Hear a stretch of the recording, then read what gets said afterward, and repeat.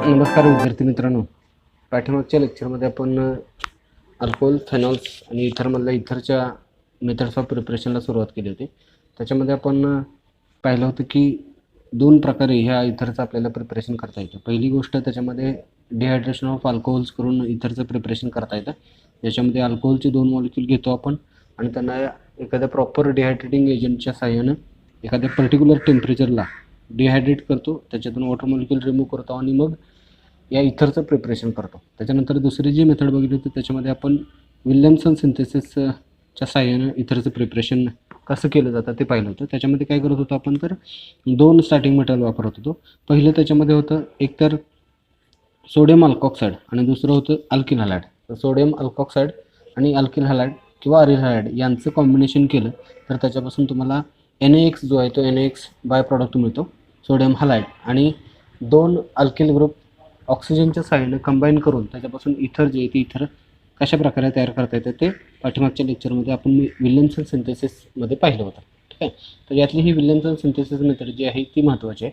आता पाठीमागच्या लेक्चरला आपण ह्या मेथड्स ऑफ प्रिपरेशन जे आहेत त्या कंप्लीट केलेल्या आहेत. आता त्याच्यानंतर पुढचा जो भाग आहे तो आहे या इथरच्या फिजिकल प्रॉपर्टीज. मग या फिजिकल प्रॉपर्टीज कशा आहेत ते आपण ह्या लेक्चरला थोडंसं डिस्कस करणार आहे. फिजिकल प्रॉपर्टीज म्हणजे काय, तर थोडक्यात हे इथर्स बाहेरून वरवर पाहता कसे आहेत, म्हणजे त्यांचे भौतिक गुणधर्म जे आहेत ते भौतिक गुणधर्म कसे आहेत.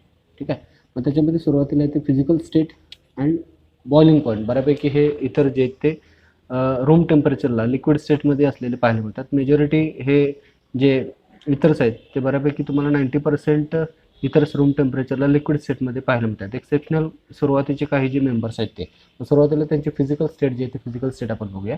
The lower members are gases other than the colourless liquids with pleasant odour. याचा अर्थ काय, तर सुरुवातीचे जे मेंबर्स आहेत ज्याच्यामध्ये कार्बनची संख्या कमी आहे, म्हणजे डायमिथिल इथर असेल, तर ते जे मेंबर्स आहेत ते गॅसेस आहेत.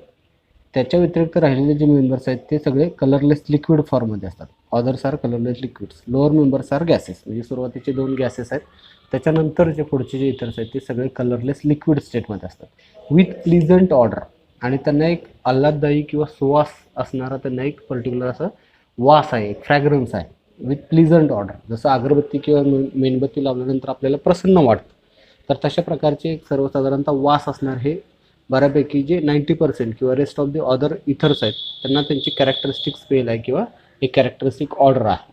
दे are highly volatile and inflammable in nature. मग त्यांचं नेचर जर बघितलं तर ते सर्वसाधारणतः कसं आहे, लिक्विड स्टेटमधले 90% इथर जे आहेत ते, तर दे आर हायली व्होलाटाईल, म्हणजे ते काय करतात, हवेमध्ये पटकन उडून जातात. जसं पेट्रोल डिझेल आपण हवेमध्ये जर ठेवलं किंवा सांडलं तर ते पटकन हवेमध्ये उडून जातं, तसंच सर्वसाधारणतः या इथरचं बिहेवियर असलेलं आपल्याला पाहायला मिळतं. दे आर हायली व्होलाटाईल, ते सुद्धा हवेमध्ये जास्त वेळ टिकून राहत नाहीत, ते पटकन उडून जातात. And inflammable in nature. ठीक आहे, आणि ते इनफ्लेमेबल असलेले सुद्धा आपल्याला पाहायला मिळतात. ठीक आहे, त्याच्यानंतर त्यांचं जर बॉइलिंग पॉईंट बघितला, मग बऱ्यापैकी मगाशी आपण डिस्कस केलं तसं की सुरुवातीचे फ्यू मेंबर्स, पहिले 2 मेंबर हे गॅस स्टेटमध्ये असतात, बाकीचे इथर्स जे आहेत ते लिक्विड स्टेटमध्ये असतात. मग त्यांच्यामध्ये बॉइलिंग पॉईंटचा जर विचार केला, बॉइलिंग पॉईंट म्हणजे कोणत्या तापमानाला ते इथर्स जे आहेत ते बॉईल होतात किंवा काय होतात, उकळतात. त्यांचा बॉइलिंग पॉईंट जर बघितला तर तो कसा आहे किंवा त्याची रेंज कशी आहे, तर boiling point increases with increase in molecular mass.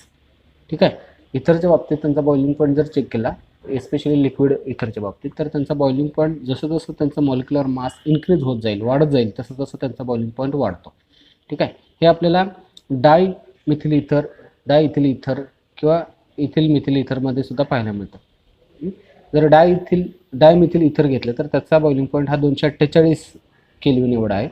त्याच्यानंतर इथिल मिथिल इथर जर घेतला तर त्याच्यामध्ये 284 असा त्याचा बॉइलिंग पॉईंट आहे. त्याच्यानंतर डाय इथिल इथर जर घेतला तर 308 हा त्याचा काय आहे, बॉइलिंग पॉईंट आहे. म्हणजे जसं जसं इथं कार्बनची संख्या त्याच्यामध्ये वाढते तसं मॉलिक्युलर मास जे ते मॉलिक्युलर मास वाढलेलं पाहायला मिळते. जसं मॉलिक्युलर मास वाढेल तसं ऑब्व्हियसली त्या इथरचा बॉइलिंग पॉईंट जो आहे तो इथरचा बॉइलिंग पॉईंट इन्क्रीज झालेला किंवा वाढलेला आपल्याला पाहायला मिळतं. ठीक आहे, आता त्याच्यानंतर बरेचसे हे इतर लिक्विड स्टेटमध्ये आहेत, मग त्यांची पोलॅरिटी आणि सोल्युबिलिटी कशी आहे पहा. Polarity and solubility, they have weak polarity due to 1.18 d dipole movement.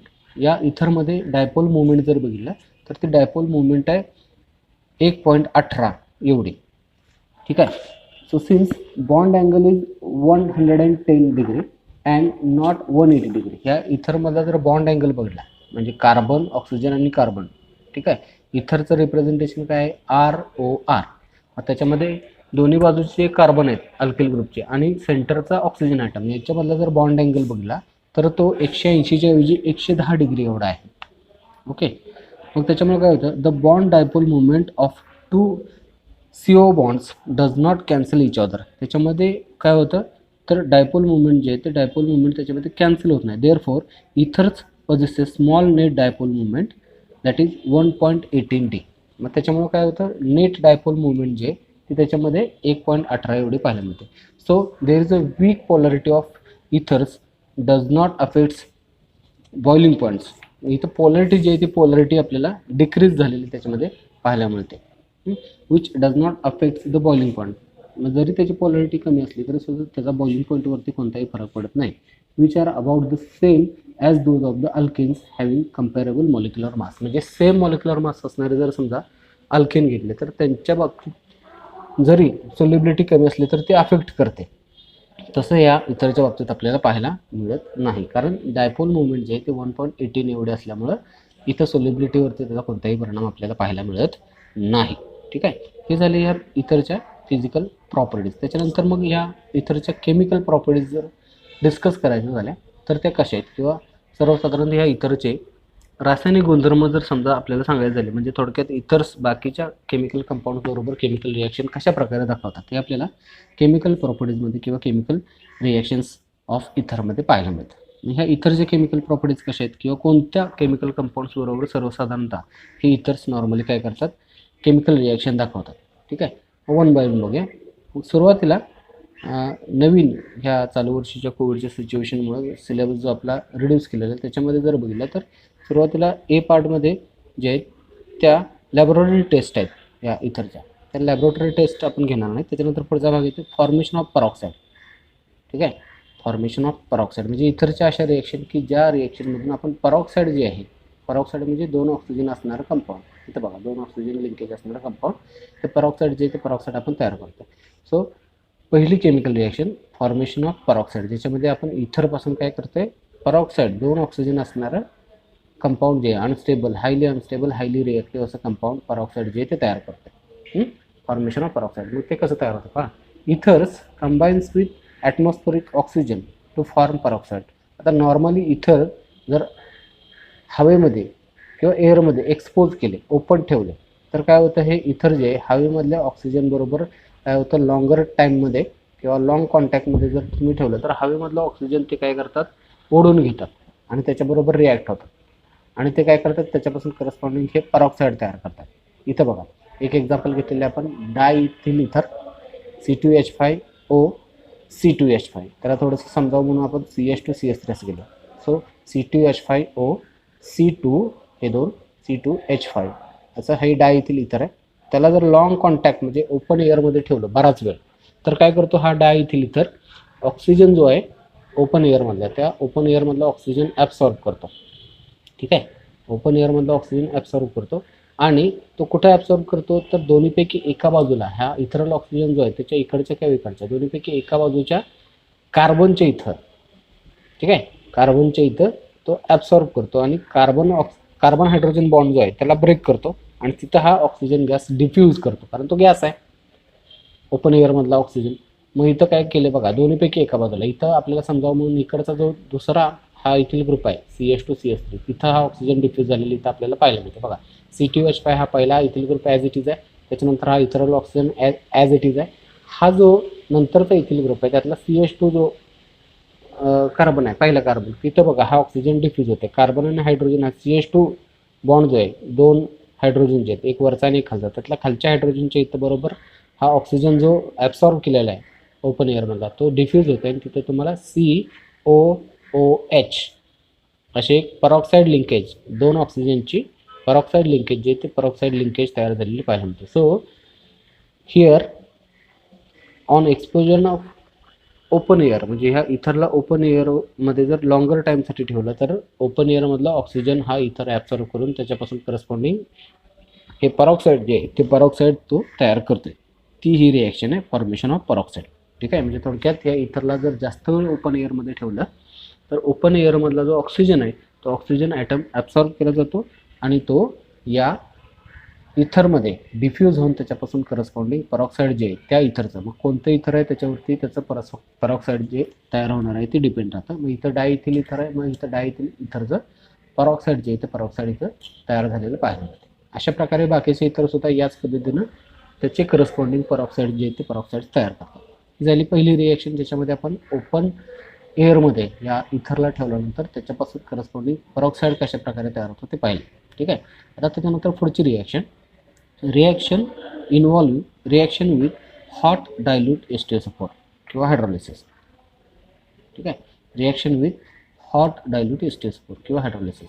ठीक आहे, याच्यामध्ये काय होतं पहा, ether reacts with hot dilute H2SO4 hydrolysed to give corresponding alcohol. मग समजा ह्या इथर्सना हॉट डायल्यूट H2SO4 बरोबर डायल्यूट H2SO4 जे आहे त्या डायल्यूट H2SO4ला जर समजा तुम्ही गरम केलं आणि त्याच्याबरोबर जर समजा कुठल्याही इथरला जर कंबाईन केलं तर हे डायल्यूट H2SO4 जे आहे ते या इथरचं हायड्रोलिसिस करतं, म्हणजे त्याच्यामध्ये वॉटरचे ॲडिशन करतं आणि त्याच्यापासून करस्पॉन्डिंग अल्कोहोलचे जे आहे ते अल्कोहोलचं प्रिपरेशन करतं. म्हणजे जी सुरुवातीला आपण या इथरची प्रिपरेशनची मेथड बघितली होती, ज्याच्यामध्ये 2 अल्कोहोलचं डिहायड्रेशन करून आपण त्याच्यापासून इथर तयार करत होतो, तीच थोडीशी रिव्हर्स रिॲक्शन इथं झालेली पाहायला मिळते. काय करतोय आपण, तर तिथं आपण डिहायड्रेशन करत होतो, म्हणजे वॉटर मॉलिक्यूल त्या इथर अल्कोहोलमधून बाहेर काढून इथर तयार करत होतो. आता काय करतो, त्याच्यामध्ये वॉटर मॉलिक्यूल टाकतोय इथरमध्ये आणि त्याच्यापासून अल्कोहोल तयार करतोय. तीच रिॲक्शन थोडीशी उलटी आहे किंवा रिव्हर्स आहे. बघा इथं हे इन जनरल इथर घेतले ROR, याच्यामध्ये जर समजा हॉट डायल्यूट H2SO4 जर समजा कंबाईन केलं तर हॉट डायल्यूट H2SO4 म्हणजे त्याच्यामध्ये वॉटरचं कंटेंट जास्त असणार आहे. ठीक आहे, मग हा हॉट डायल्यूट H2SO4 वॉटरचे ॲडिशन करतो या इथरमध्ये. मग हा वॉटरचे ॲडिशन केल्यानंतर काय करतो, हा जो वॉटर मॉलिक्यूल आहे तो या इथरला एका अल्कॉक्सी ग्रुपपासून सेपरेट करतो, अल्किल ग्रुप आणि अल्कॉक्सी ग्रुप. एक तर इथून त्याला ब्रेक करेल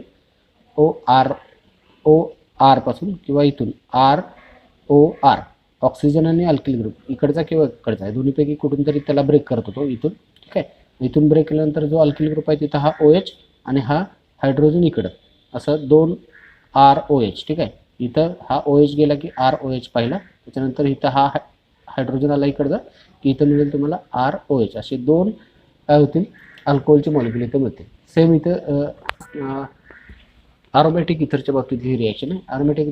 आरोमॅटिक इथरच्या बाबतीत सुद्धा सेम इथं AROR प्लस H2O. ठीक आहे, याला सुद्धा हॉट डायल्यूट H2SO बरोबर जर समजा ह्या आरोमॅटिक इथरला जर हिट केलं तर याची सुद्धा सेम रिॲक्शन होते.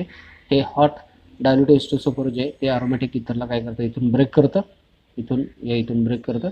इथं हायड्रोजन या बाजूला हायड्रोक्सिल ग्रुप अशी ॲडिशन होते, तुम्हाला मिळतं AROH प्लस ROH, म्हणजे एक फेनॉल आणि एक अल्कोहोल जो आहे तो इथं तयार झालेला पाहायला मिळतो. मग इथं काय होतं आहे, आपल्याला या हॉट डायल्यूट H2SO बरोबर या इथरचं हायड्रोलिसिस होऊन त्याच्यापासून करस्पॉन्डिंग अल्कोहोल जे ते अल्कोहोल्स इथं आपल्याला तयार करता येतात.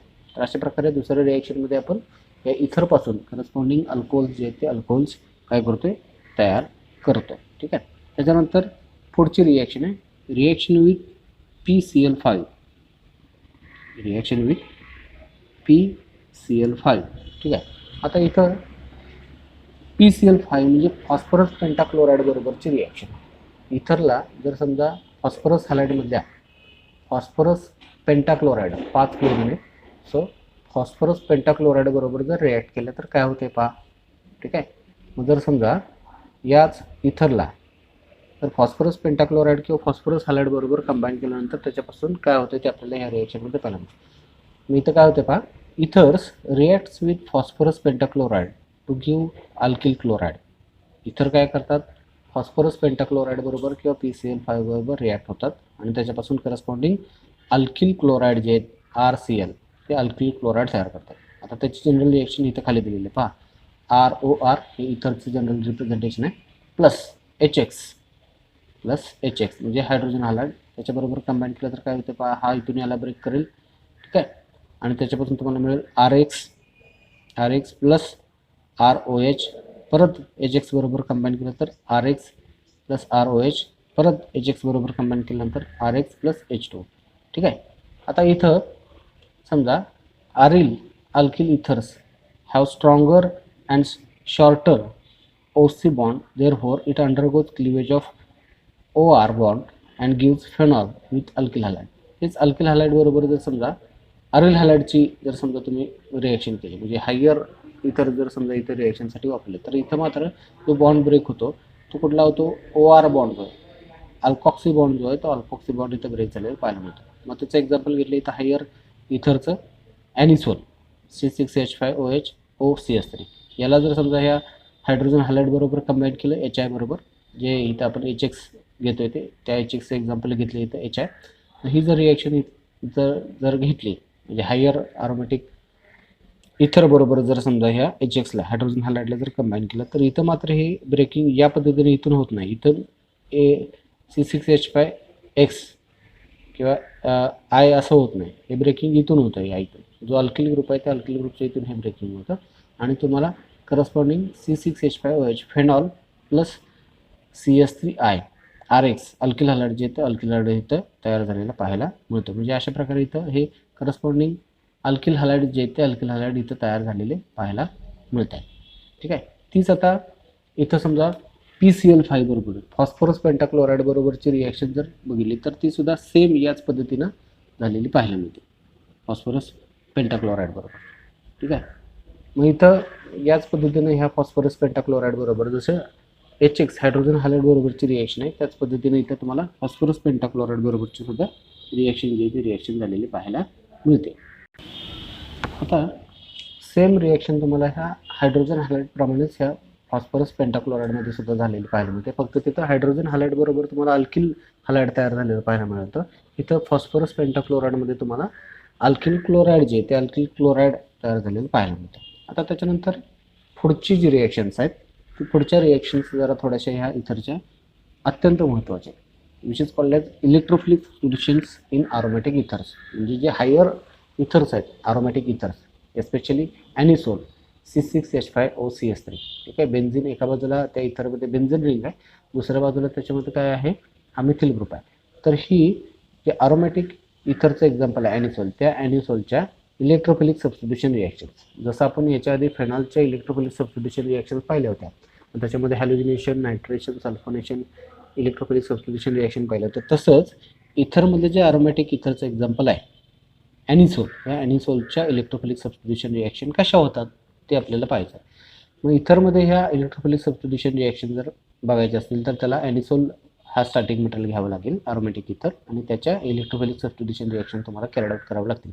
त्याच्यापूर्वी बघा तर alkoxy group RO is activating and ortho directing type. मग इथं अरोमॅटिक इथरमध्ये काय होतं, एक बेन्झिन रिंग असते. इथं पहा ही बेन्झिन रिंग आहे आणि त्याच्यानंतर हा राहतो अल्कॉक्सी ग्रुप, ऑक्सिजन आणि अल्किल ग्रुप. मग यातल्या या अल्कॉक्सी ग्रुपचं जर नेचर बघितलं तर तो कशा प्रकारचा आहे किंवा त्याचं नेचर काय तर इथे दिलेलं आहे पहा. Alkoxy group RO is activating and ortho para directing type. म्हणजे काय तर ह्या ॲनिसोलच्या जर इलेक्ट्रोफिलिक सबस्टिट्यूशन रिॲक्शन तुम्ही कॅरी आउट केल्या तर त्याच्या इलेक्ट्रोफिलिक सबस्टिट्यूशन रिॲक्शन ह्या अल्कॉक्सी ग्रुपवरती अवलंबून असतात. हा अल्कॉक्सी ग्रुप कशा प्रकारचा आहे तर तो ॲक्टिवेटिंग टाईपचा आहे आणि आर्थो पॅरा डायरेक्टिंग आहे. म्हणजे येणाऱ्या अपकमिंग इलेक्ट्रोफाईलला तो एकतर आर्थो पोझिशनला म्हणजे त्याच्यापासून जवळच्या कार्बनच्या ह्या दोन कार्बनपैकी एका कार्बनला डायवर्ट करेल किंवा बरोबर त्याच्या समोरच्या म्हणजे पॅरा पोझिशनला डायवर्ट करेल. So alkoxy group is activating and ortho para directing type. ठीक आहे. मग सगळ्याच हे जर समजा अरोमॅटिक इथरच्या जर रिॲक्शन बघितल्या तर याचा अर्थ या इलेक्ट्रोफिलिक सबस्टिट्यूशन रिॲक्शनचं प्रॉडक्ट एक तर आर्थो असेल, आर्थो डेरिव्हेटिव्ह असेल किंवा पॅरा डेरिव्हेटिव्ह असेल. ठीक आहे. मग खाली काही एक्झाम्पल घेतलेत बघा. ॲनिसोल अंडरगोज फॉलोइंग सबस्टिट्यूशन रिॲक्शन्स. मग आता इथं अरोमॅटिक इथरचं एक्झाम्पल घेतलेलं आहे ॲनिसोल, ज्याच्यामध्ये ही बेन्झिन रिंग आहे C6H5OCS3. अरोमॅटिक इथरचं हे बेस्ट एक्झाम्पल आहे किंवा प्रायमरी एक्झाम्पल आहे. ठीक आहे. मग त्याच्या जर समजा इलेक्ट्रोफिलिक सबस्टिट्यूशन रिॲक्शन जर बघितल्या तर त्याच्यामध्ये तुम्हाला या दोन्हीपैकी कुठलं तरी एक प्रॉडक्ट पाहायला मिळेल किंवा दोन्ही प्रॉडक्ट पाहायला मिळतील. बघूया वन बाय वन. खाली ॲनिसोल अंडरगोज फॉलोइंग सबस्टिट्यूशन रिॲक्शन्स. मग ॲनिसोलच्या खाली रिॲक्शन दिलेले आहेत पहा. पहिली त्यातली हॅलोजिनेशन रिॲक्शन, इलेक्ट्रोफिलिक सबस्टिट्यूशन रिॲक्शनमधली पहिली रिॲक्शन ज्याला आपण म्हणतो हॅलोजिनेशन रिॲक्शन. मग हॅलोजिनेशन रिॲक्शन म्हणजे काय, तर anisole undergoes bromination with bromine in acetic acid due to activation of benzene ring of anisole to give mixture of ortho para derivative. बघा आता हॅलोजिनेशन म्हणजे काय, तर याच्यापूर्वी आपण फेनॉलमध्ये ते पाहिलेलं आहे.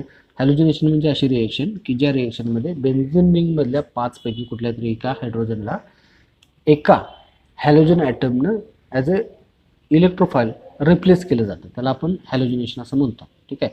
या ॲनिसोलला जर समजा तुम्ही हॅलोजिनेशनसाठी वापरलं, त्यातल्या त्यात ब्रोमिन बरोबर कंबाईन केलं, ब्रोमिनेशन केलं, तर काय होतं, एक ब्रोमिन काय करतो, आर्थो पोझिशनचा हायड्रोजन रिप्लेस करतो आणि तुम्हाला आर्थो डेरिव्हेटिव्ह मिळतो. दुसरा ब्रोमिन पॅरा पोझिशनचा हायड्रोजन रिप्लेस करतो त्या ॲनिसोलमधल्या बेन्झीन रिंगच्या आणि त्याच्यापासून पॅरा डेरिव्हेटिव्ह तयार करतो. ठीक आहे. आता तेच एक्झाम्पल इथं खाली घेतले पहा. हे ॲनिसोल आहे C6H5OCH3, याचं ब्रोमिनेशन केलं म्हणजे ब्रोमिन बरोबर कंबाईन केलं प्लस Br2. ठीक आहे.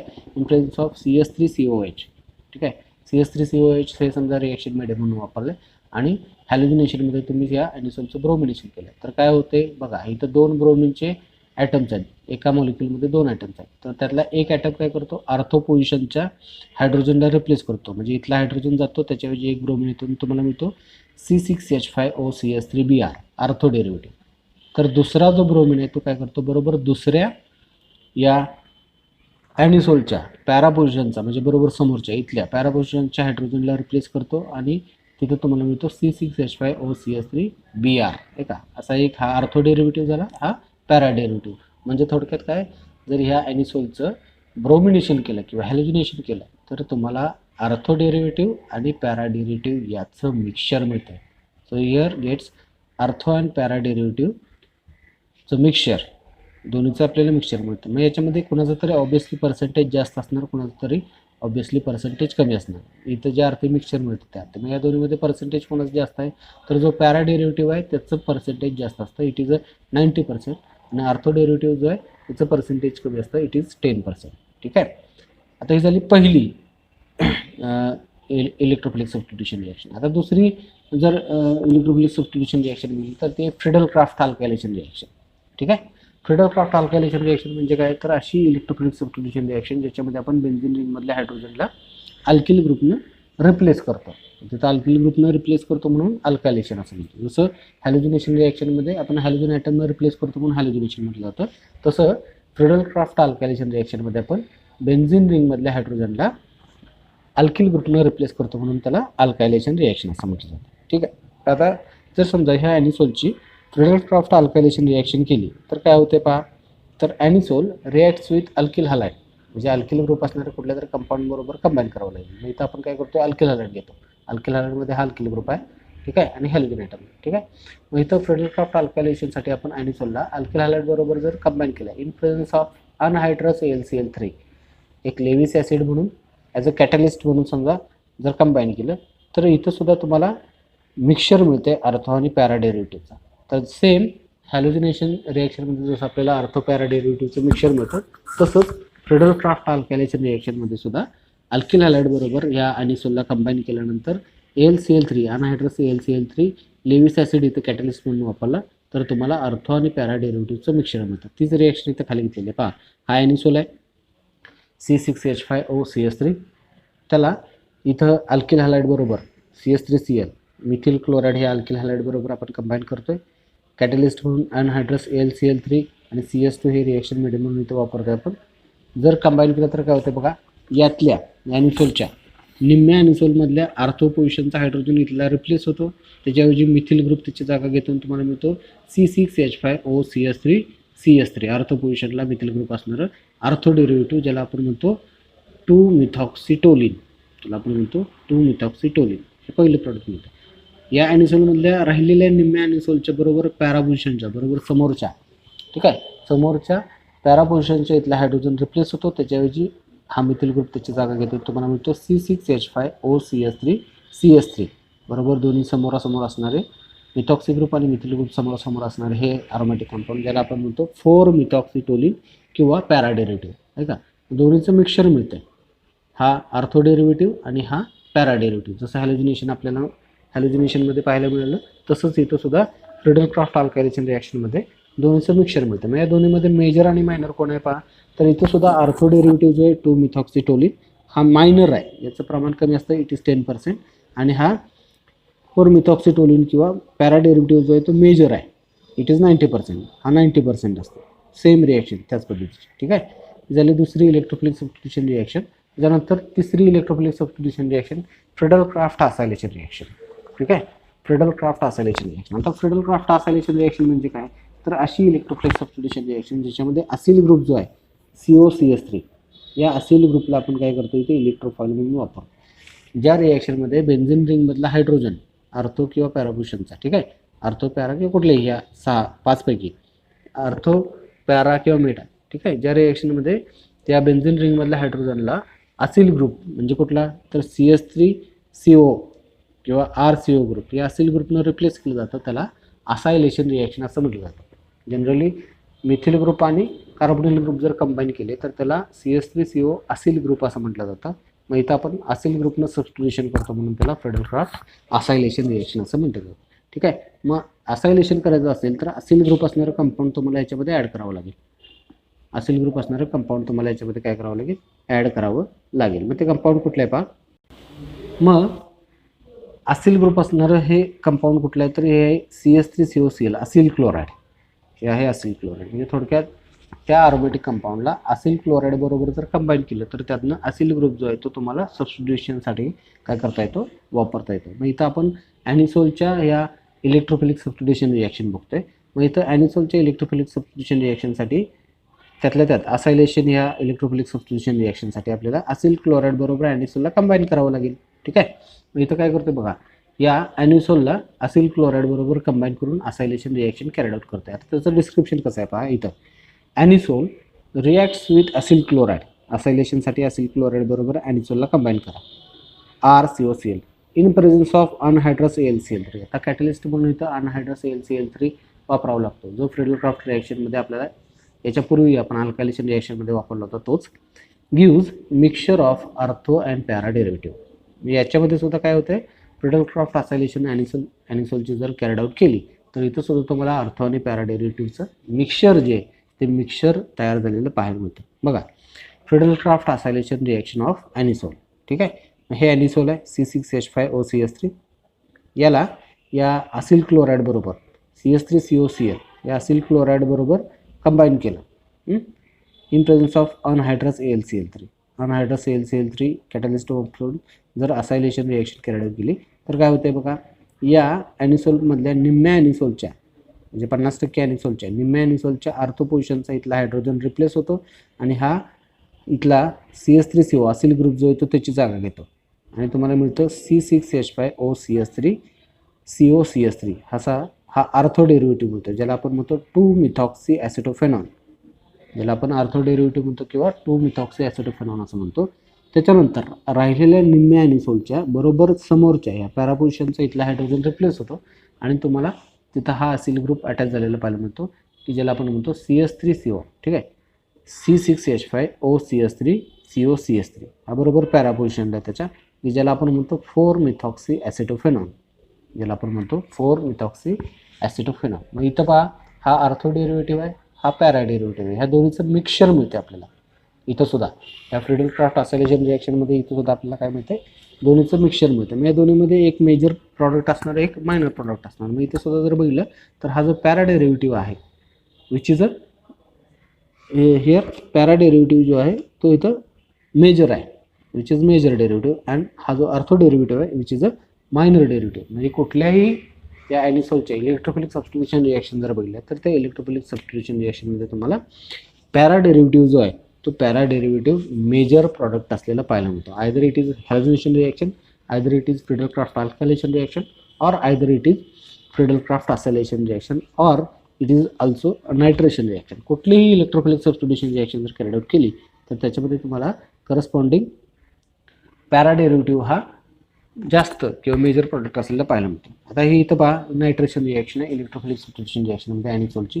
नायट्रेशन रिॲक्शन म्हणजे काय, की अशी रिॲक्शन ज्याच्यामध्ये आपण नायट्रो ग्रुपनं काय करतो, सबस्टिट्यूशन कॅरीड आउट करतो. ठीक आहे, मग इथं पहा, ॲनिसोलला नायट्रिक ॲसिड बरोबर, कारण नायट्रिक ॲसिडमध्ये हा NO2 ग्रुप जो आहे तो नायट्रो ग्रुप प्रेझेंट आहे नायट्रेशनसाठी असणारा, या ॲनिसोलला नायट्रिक ॲसिड बरोबर, कॉन्सन्ट्रेटेड नायट्रिक ॲसिड बरोबर आणि कॉन्सन्ट्रेटेड H2SO4 बरोबर जर नायट्रेशनसाठी वापरलं तर इथं सुद्धा तुम्हाला एक पॅरा डेरिव्हेटिव्ह मिळतं आणि एक आर्थो डेरिव्हेटिव्ह मिळते. म्हणजे निम्म्या ॲनिसोलच्या आर्थो पोझिशनचा हायड्रोजन रिप्लेस होतो आणि तुम्हाला आर्थो नायट्रो ॲनिसोल मिळतो आणि निम्म्या ॲनिसोलच्या पॅरा पोझिशनचा हायड्रोजन रिप्लेस होऊन त्याच्यापासून तुम्हाला पॅरा नायट्रो ॲनिसोल जो आहे तो पॅरा नायट्रो ॲनिसोल तयार झालेला पाहायला मिळतो. इथं सुद्धा तुम्हाला आर्थो आणि पॅरा डेरिव्हेटिव्हचं मिक्सचर मिळतं. त्यातला हा पॅरा डेरिव्हेटिव्ह जो आहे तो पॅरा डेरिव्हेटिव्ह इथं मेजर प्रोडक्ट असलेलं पाहायला मिळतं. तर अशा प्रकारे ह्या अरोमॅटिक इथरच्या इलेक्ट्रोफिलिक सबस्टिट्यूशन रिॲक्शन जर बघितलं तर त्या अरोमॅटिक इथरच्या इलेक्ट्रोफिलिक सबस्टिट्यूशन रिॲक्शनमध्ये बऱ्यापैकी पॅरा डेरिव्हेटिव्ह आणि आर्थो डेरिव्हेटिव्हचं मिक्सचर जे आहे ते मिक्सचर पाहायला मिळतं आणि त्याच्यामध्ये करस्पॉन्डिंग पॅरा डेरिव्हेटिव्ह जो आहे तो पॅरा डेरिव्हेटिव्ह मेजर प्रोडक्ट असलेलं पाहायला मिळतं. आता याच्यानंतर या टॉपिकमधला शेवटचा भाग येतो तो म्हणजे uses of alcohols, phenols and ethers. या अल्कोहोल, फेनॉल्स आणि इथरचे युजेस काय, कुठं कुठे हे अल्कोहोल, फेनॉल आणि इथर्स वापरले जातात एस्पेशली, ठीक आहे, ते आपल्याला याच्यामध्ये पाहिजे. मग सुरुवातीला अल्कोहोलचं यूज बघा. अल्कोहोल्स कुठं कुठं वापरले जातात तर एस्पेशली हे अल्कोहोल्समध्ये मिथिल अल्कोहोल जे आहे ते methyl alcohol as a solvent म्हणून पेंट इंडस्ट्रीमध्ये आणि वर्निशेसमध्ये वापरले जातात. बऱ्यापैकी या अल्कोहोलचा मेन यूज काय असेल तर ते पेंट इंडस्ट्रीमध्ये आणि वर्निशेसमध्ये, ठीक आहे, सॉल्वंट म्हणून वापरले जातात. They are used as solvent in paint industries as well as varnishes. दुसरा यूज काय तर ethyl alcohol as a antifreeze agent in automobile radiator, ठीक आहे. आता इंटरकूलर सिस्टीम असणाऱ्या बऱ्याचशा गाड्या आहेत. म्हणजे तुम्ही बराच वेळ जर समजा ट्रॅव्हलिंग केलं 8 तास 10 तास तरीसुद्धा त्या गाडीचं इंजिन काय होत नाही, गरम होत नाही. तर अशा इंटरकूलर सिस्टीमसाठी बऱ्यापैकी अँटीफ्रीजिंग एजंट म्हणून ह्या इथिल अल्कोहोलचा उपयोग केला जातो ॲटोमोबाईलमधल्या रेडिएटरमध्ये, किंवा सॉल्वंट म्हणून सुद्धा त्याचा उपयोग केला जातो. So ethyl alcohol is also used as a solvent or laboratory solvent. It is also called as common solvent or lab solvent, ठीक आहे. बऱ्याचशा लॅबोरेटरीमध्ये, केमिकल लॅबोरेटरीजमध्ये ह्या ethyl alcohol as a solvent म्हणून सुद्धा वापरलं जातं, ठीक आहे. हे झाले अल्कोहोलचं यूज. बऱ्यापैकी हे अल्कोहोल्स जे आहेत ते कशामध्ये वापरले जातात ॲज अ सॉल्वंट म्हणून पेंट इंडस्ट्रीमध्ये, वर्निशेस म्हणून वापरले जातात. इथिल अल्कोहोल एक कॉमन सॉल्वंट म्हणून आणि अँटीफ्रीज एजंट म्हणून ॲटोमोबाईल रेडिएटरमध्ये वापरलं जातं, ठीक आहे. आता तसं फेनॉलचं यूज काय पहा. Phenols are used in the preparation of bakelite. Plastic जे आहे ते प्लॅस्टिकमध्ये कच्चं प्लॅस्टिक जे आहे ते कच्च्या प्लॅस्टिकला बॅकेलाइट असं म्हणलं जातं, ठीक आहे. मग ह्या प्लॅस्टिक इंडस्ट्रीमध्ये रफ प्लॅस्टिक जे आहे त्या रफ प्लॅस्टिकला बॅकेलाइट असं म्हणलं जातं. ह्या बॅकेलाइटच्या प्रिपरेशनसाठी फेनॉल जे आहे ते पॉलिमर इंडस्ट्रीमध्ये वापरलं जातं. फेनॉल फॉर्मल्डिहाइड पॉलिमरचं ते बेस्ट एक्झाम्पल आहे बॅकेलाइट, ठीक आहे. तर ह्या प्लॅस्टिक बॅकेलाइट तयार करण्यासाठी किंवा प्लॅस्टिक तयार करण्यासाठी असं जरी तुम्ही लिहिलं तरी काय हरकत नाही, तर ह्या फेनॉलचा उपयोग केला जातो. It is widely used in plastic bakelite. Second use काय तर it is used as antiseptic in air fresheners, deodorants and mouthwash etcetera. याच फेनॉलचा दुसरा उपयोग काय तर बऱ्याच वेळा हे फेनॉल्स अँटीसेप्टिक म्हणून जखम झाल्यानंतर जंतुनाशक म्हणून याचा उपयोग केला जातो, ठीक आहे. त्याच्यानंतर त्याचा आणखीन उपयोग काय तर डिओड्रंटमध्ये आपण जे स्प्रे वापरतो डिओज, त्या डिओमध्ये या डिओड्रंट्समध्ये याचा फेनॉलचा उपयोग केला जातो. त्याच्यानंतर माउथवॉश जे आपण वेगवेगळे खातो, ठीक आहे, तर त्या माउथवॉशमध्ये सुद्धा याचा उपयोग केला जातो. आता इथरचा यूज काय बघा. युजेस ऑफ इथर, त्याच्यामध्ये मोस्टली डायइथिल इथर आणि डायमिथिल इथरचाच उपयोग केला जातो. तर diethyl ethers are anaesthetic in surgical operations. पूर्वीच्या काळी ह्या इथरमध्ये डायइथिल इथर जो आहे तो सर्जरीमध्ये भूल देण्यासाठी उपयोग त्याचा केला जायचा. कुठला तर डायइथिल इथर जो आहे म्हणजे दोन्ही बाजूला इथिल ग्रुप असणारा इथर, त्याचा सर्जरीमध्ये भूल देण्यासाठी, त्या पेशंटला भूल देण्यासाठी त्याचा उपयोग केला जायचा ॲनेस्थेशिया म्हणून, local anaesthesia. So diethyl ether is anaesthetic in surgical operations, local anaesthesia म्हणून त्याचा उपयोग केला जायचा. त्याच्यानंतर दुसरा यूज काय तर diethyl ether used as a solvent for Grignard reagent. आपण याच्यापूर्वी अल्कोहोलच्या प्रिपरेशनमध्ये बघलेलं आहे. ग्रिग्नार रिएजंटच्या सहाय्याने सर्व प्रकारचे प्रायमरी, सेकंडरी, टर्शियरी तिन्ही प्रकारचे अल्कोहोल आपल्याला तयार करता येतात, ठीक आहे. तर त्या ग्रिग्नार रिएजंटसाठी किंवा ग्रिग्नार रिएजंटच्या सहाय्याने अल्कोहोल तयार करण्यासाठी तुम्हाला सॉल्वंट म्हणून या डायइथिल इथरला तिथं वापरावं लागतं, त्याशिवाय ती रिॲक्शन होत नाही. तिथं मीडियमच आहे इथर. तर इन प्रेझन्स ऑफ इथर मला ग्रिग्नार रिएजंट जिथं जिथं वापरावं लागतं तर तिथं तुम्हाला डायइथिल इथर हे सॉल्वंट म्हणून तिथं काय करावं लागतं, वापरावं लागतं, ठीक ठीक आहे. तर अशा प्रकारे हे अल्कोहोल आणि फेनॉल आणि इतर यापैकी कुठल्या तरी एका अल्कोहोलचा किंवा फेनॉलचा किंवा इथरचा यूज तुम्हाला 2 मार्कासाठी विचारलं जाईल. मग त्याच्यामध्ये तुम्हाला कमीत कमी त्याचे 2 युजेस जे ते 2 युजेस लिहावे लागतील. प्रत्येक यूज त्याचा 1-1 मार्काला विचारलं जाईल. किंवा कॉम्बिनेशनमध्ये डायरेक्ट तुम्हाला तिथं सेक्शन सी आणि सेक्शन डीमध्ये 3 आणि 4 मार्काचे जे प्रश्न आहेत त्याच्यामध्ये डेफिनेशन बरोबर कॉम्बिनेशनला याचा यूज जो आहे तो विचारला जाईल. किंवा एखादी रिॲक्शन तुम्हाला बॅलन्स करण्यासाठी विचारलं जाईल 2 मार्काला आणि त्याच्याबरोबर 2 मार्कासाठी तुम्हाला यूज विचारला जाईल. एक्सप्लेन युजेस ऑफ अल्कोहोल किंवा give the uses of phenol किंवा गिव्ह द युजेस ऑफ इथर. तर तुम्हाला याची कुठले तरी अल्कोहोलचं किंवा फेनॉलचं किंवा इथरचा तिन्हीपैकी कुठल्या तरी एकावरती डेफिनेटली 2 मार्कासाठी याच्या यूजवरती प्रश्न विचारला जातो. ठीक आहे. तर इथं हा अल्कोहोल फेनॉल आणि इथर हा चॅप्टर जो आहे तो आपण काय केलेला आहे कंप्लीट केलेला आहे. ठीक आहे. याच्या ज्या नोट्स आहेत त्या नंतर तुमच्या व्हॉट्सअपच्या ग्रुपवरती याच्या ज्या ओव्हरऑल सुरुवातीपासून शेवटच्या ज्या PPT आहेत त्या तुमच्या व्हॉट्सअपच्या ग्रुपवरती टाकले जातील.